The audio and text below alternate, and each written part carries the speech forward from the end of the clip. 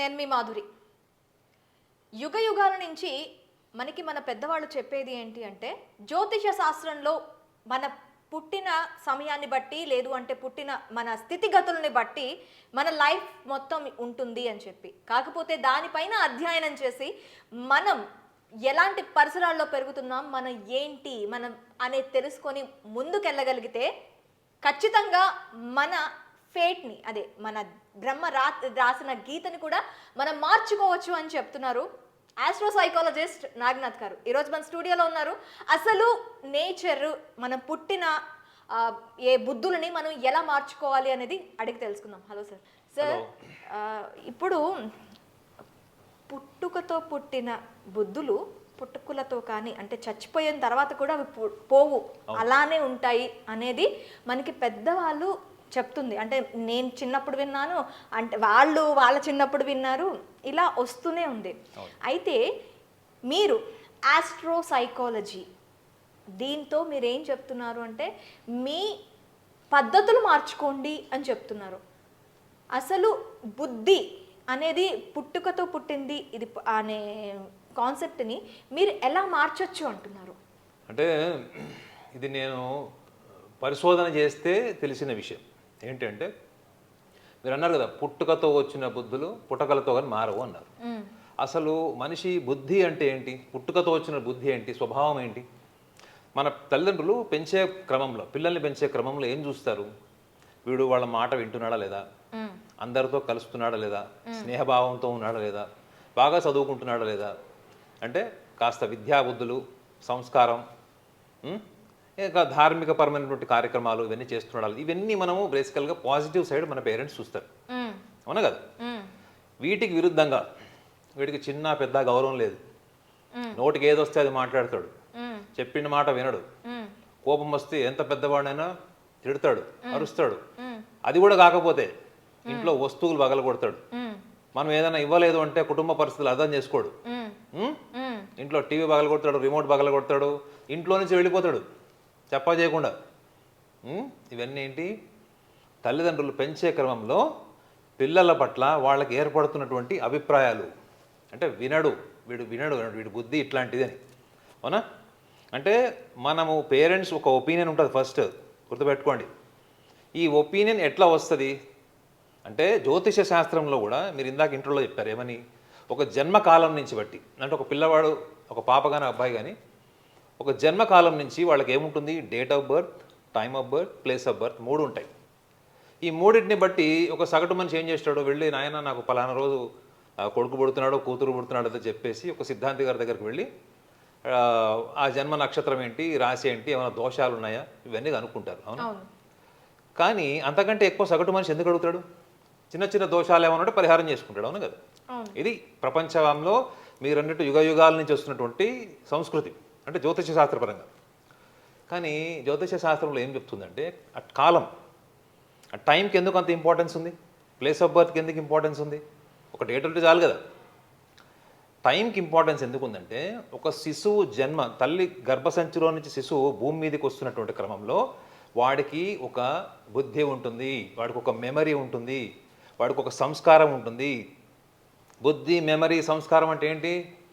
ఆలోచన విధానం, నిర్ణయాలు ఎలాంటివి తీసుకుంటాడు, వాడి ప్రవర్తనలో ఏమైనా అబ్నార్మాలిటీస్ ఉన్నాయా, వాడికి నచ్చనివి నచ్చేవి కొన్ని ఉన్నాయా, ఇవన్నీ పెంపకంలో కదా మనకు రావాల్సినవి.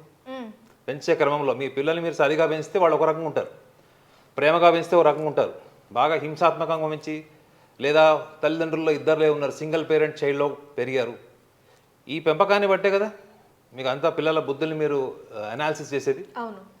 కానీ జ్యోతిష శాస్త్రం చెప్పినటువంటి ఒక గొప్ప విషయం, నేను దాని మీదనే పరిశోధన చేశాను. గర్భసంచిలో నుంచి శిశు జన్మం జరిగిన తర్వాత, అంటే శిశువు భూమి మీదకి వచ్చిన తర్వాత వాడికి ఒక మెమరీ ఉంటుందంటే, మెమరీ ఏంటది? మెమరీ అన్నది ప్రీవియస్ బర్త్ నుంచి వస్తుంది.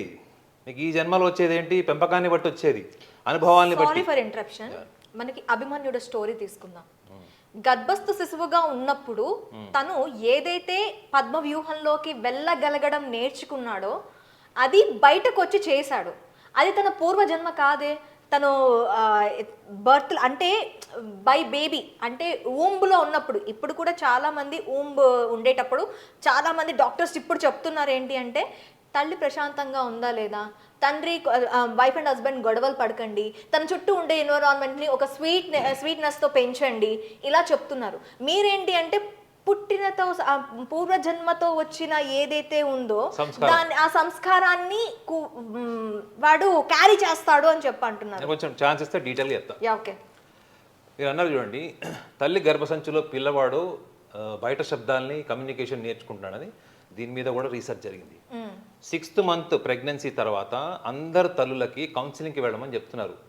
మంచి ఆధ్యాత్మిక పరమైన భావాలు పెంచుకోండి, మంచి స్నేహితులతో కలవండి, మంచి మాటలు మాట్లాడండి, మంచి ప్రేమ భావంతో ఉన్న వాళ్ళని కలవండి. ఎందుకు అంటే పిల్లవాడు తీసుకుంటున్నాడని. సో దీని మీద సైంటిఫికల్లీ ఒక రీసెర్చ్ జరిగింది. ఆ రీసెర్చ్ డిబేట్ అయితే కూడా నేను వెళ్ళా మన ఎలక్ట్రానిక్ మీడియాలో. ఓకే, అంటే 6th మంత్ బేబీ నుంచి 6వ నెల గర్భస్రావం ఉన్నప్పుడు అప్పటి నుంచి వాళ్ళు కమ్యూనికేషన్ నేర్చుకుంటారు. కాబట్టి 6వ నెల నుంచి తల్లి తప్పకుండా కౌన్సిలింగ్కి వెళ్ళడం, కొంచెం ప్రొడక్టివ్ యాక్టివిటీస్ పెట్టుకోవడం, ధ్యానము ఇట్లాంటివి చేయమని చెప్తున్నారు. అభిమన్యుడు ఏవైతే తన చుట్టూ నిర్బంధించబడినటువంటి ఒక శత్రు సైన్యాన్ని ఎలా ఎదుర్కోవాలి, అందులోకి ఎలా ప్రవేశించాలి అనేది మాత్రమే తెలుసు. ప్రవేశించిన దాంట్లోంచి బయటికి రావడం తెలియదు.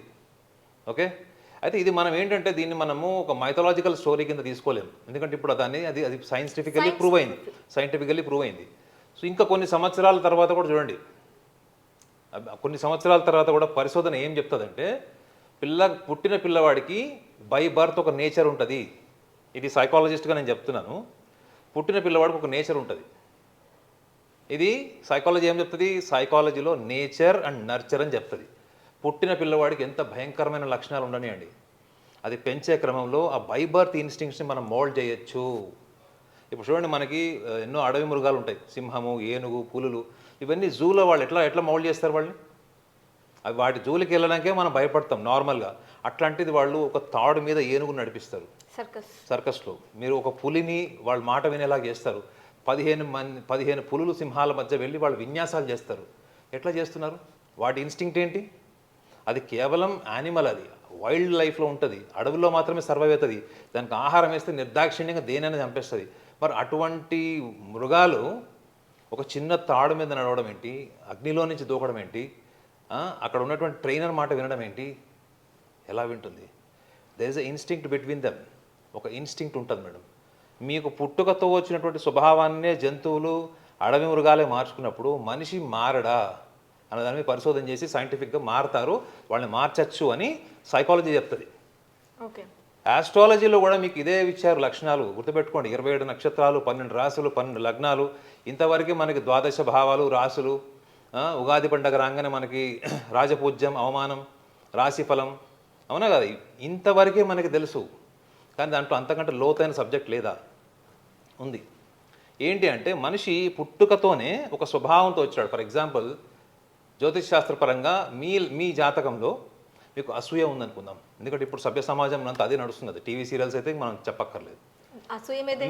మీకు అసూయ ఉంది, అభద్రతా భావం ఉంది.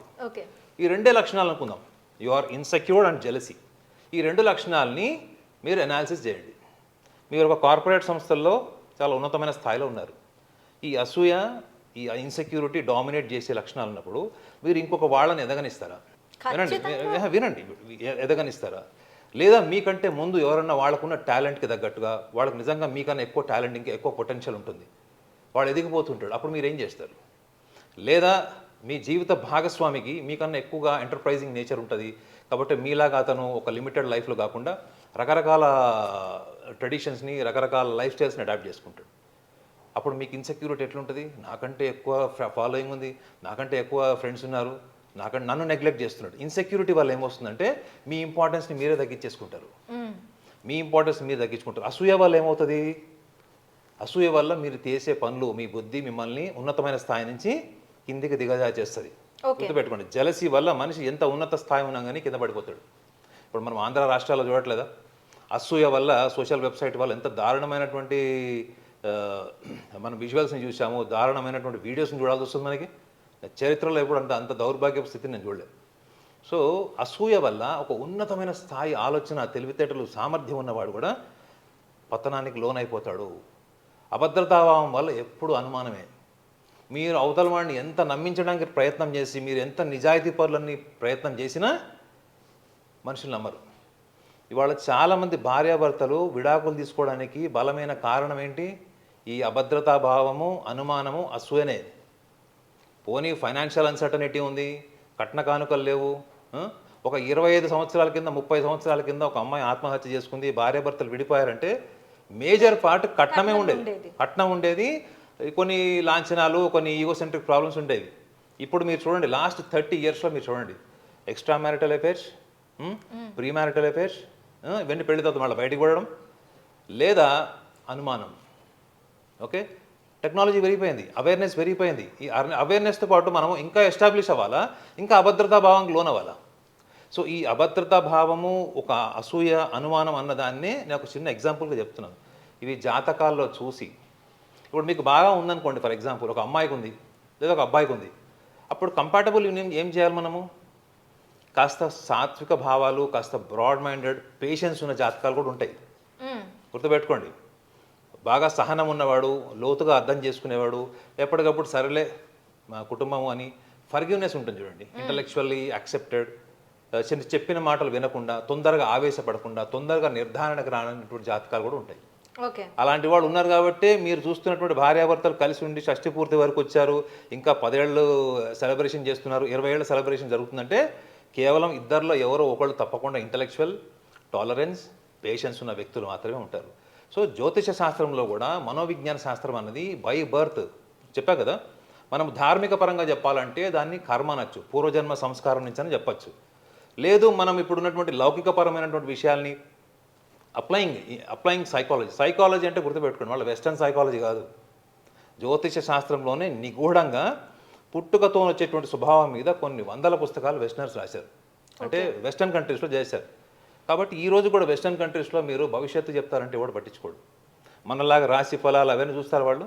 చూడరు. వాళ్ళు ఏం చూస్తారు అంటే, ఒక మనిషి ఒకవేళ నేను ఫారిన్ కంట్రీస్లో కూడా పనిచేశాను కాబట్టి, అక్కడ వర్క్ చేశాను కాబట్టి చెప్తున్నా, వాళ్ళు వచ్చి వాళ్ళు నోట్స్ రాసుకుంటారు. నాకు నా భార్య అంటే చాలా ఇష్టం, కానీ చిన్న గొడవ అయింది, కొట్టేశాను, కానీ నాకు నా భార్య కావాలి, అలిగి వెళ్ళిపోయింది, నేను ఎలా తెచ్చుకోవాలి నా భార్యని వెళ్ళి, నేను కన్విన్స్ చేసినా వినట్లేదు. అప్పుడు ఈ జ్యోతిష శాస్త్రంలో ఉన్నటువంటి లక్షణాలు ఉంటాయి చూడండి. మేబీ ఆమె ఎమోషనల్లీ అన్స్టేబుల్ కావచ్చు, ఇతను యాంగర్ మేనేజ్మెంట్ ప్రాబ్లం ఉండొచ్చు, అమ్మాయిలో నార్సిసిజం ఉండొచ్చు. నార్సిసిజం అంటే నేనే గొప్ప, నేనే కరెక్ట్, ప్రపంచం అంతా తప్పు. సో ఈ లక్షణాలు ఉండొచ్చు. సుపీరియారిటీ కాంప్లెక్స్ ఉండొచ్చు, ఇదానికి ఇన్ఫీరియారిటీ కాంప్లెక్స్ ఉండొచ్చు. సో ఇట్లా మీరు ఒక్కసారి విశ్లేషించుకుంటూ పోతే హిస్ట్రియానిక్ బిహేవియర్ అంటారు, చాలా చిందరవందరగా బిహేవ్ చేస్తారని చెప్పచ్చు. ఈ లక్షణాలన్నీ జ్యోతిష శాస్త్రంలో నిగూఢంగా రాసినవి ఉన్నాయి. వాటి మీద నేను పరిశోధన చేసి, అసలు మనం నిజంగా మన జీవితంలో విద్య, మీరు జ్యోతిషుల దగ్గరికి ఎప్పుడు వెళ్తారు? ఎగ్జామ్ ఫెయిల్ అయితే వెళ్తారు ఫస్ట్. మీ పిల్లలు ఎగ్జామ్ ఫెయిల్ అయితే వెళ్తారు. విద్య నెక్స్ట్ ఏంటి? విద్య అయిపోయిన తర్వాత కెరియర్, జాబ్ సరిగ్గా రావట్లేదు, నన్ను ఇంటర్వ్యూకి వెళ్ళినా నన్ను ఎవరు సెలెక్ట్ చేయట్లేదు, నాకున్న టాలెంట్కి గుర్తింపు లేదు. ఓకే, ఇది. లేదా ఫిక్స్డ్ శాలరీ పెట్టుకుంటారు. ఎంబీఏ చేసిన వాళ్ళందరినీ మీరు కనుక్కోండి, వాడు శాలరీ ఇంటర్వ్యూకి వెళ్ళే ముందు వాడు శాలరీ ఫిక్స్ చేసుకుంటాడు అనమాట, మోర్ దాన్ 80%. అంత శాలరీ అయితేనే వెళ్తానంటాడు. అంటే ఏంటి? ఫస్ట్ విద్య, నెక్స్ట్ కెరియర్, ఉద్యోగం, మూడోది పెళ్ళి, నాలుగోది ఆరోగ్యం, ఆయుష్, ఆరోగ్యం కూడా వస్తాయి దానికి. So education, marriage, career and business, వీటికి మీరు జాతకంలో ఉన్నటువంటి తలరాతని, నాకు టైం బాగోలేదు, 2.5 సంవత్సరాలు నాకు అష్టమశని నడుస్తుంది, దశమశని నడుస్తుంది, కాబట్టి నాకు ఉద్యోగం రాదు, కాబట్టి పెళ్లి కాలేదు, ఈ 2.5 ఏళ్ళు నేను ఏం చేసినా కలిసి రాదు, ఇటువంటి సర్వసాధారణ పదాలకు అందరూ అలవాటు పడిపోయాడు. అట్లా ఏమి ఉండదండి. ఇప్పుడు నేను చెప్పా చూడండి లక్షణాలు, యాంగ్జైటీస్ కానీ, పర్సనాలిటీ రిలేటెడ్, యాంగర్, ఫ్రస్ట్రేషన్, ఇట్లాంటివి ఉంటాయండి. వీటి మీద వీళ్ళు ఫోకస్ చేస్తే వీళ్ళ దృష్టిని ఆ యొక్క చెప్పా కదా, అష్టమశని, అర్ధాష్టమశని, పంచమశని నుంచి ఇంకా వీళ్ళ దృష్టి మలిసి ఈ స్వభావం మీదకి, ఈ లక్షణాల మీదకి వస్తే నెక్స్ట్ డే వాళ్ళకి జాబ్ వస్తుంది, నెక్స్ట్ డే వెళ్ళిపోయిన భార్య వస్తుంది, భర్త వస్తాడు. వ్యాపారంలో జరుగుతున్నటువంటి లోటుపాట్లు ఏవైతున్నాయి వాటిని సరిదిద్దుకుంటే ఒకటి ఇంబెండింగ్ లాసెస్ ఉండవు, అంటే రాబోయే లాసెస్ ఉండవు, వచ్చిన లాసెస్ నుంచి మనం ఎట్లా బలవాలనే తార్కికపరమైన ఆలోచన ఉంటుంది. ఓకే నాగనాథ్ గారు, మీరు చెప్తున్న దానికి నేను ఏకీభవిస్తున్నా. నా దగ్గర 2 హారోస్కోప్స్ ఉన్నాయి. ఈ 2 హారోస్కోప్స్ గురించి మనం నెక్స్ట్ ఎపిసోడ్లో మాట్లాడుకుందాం.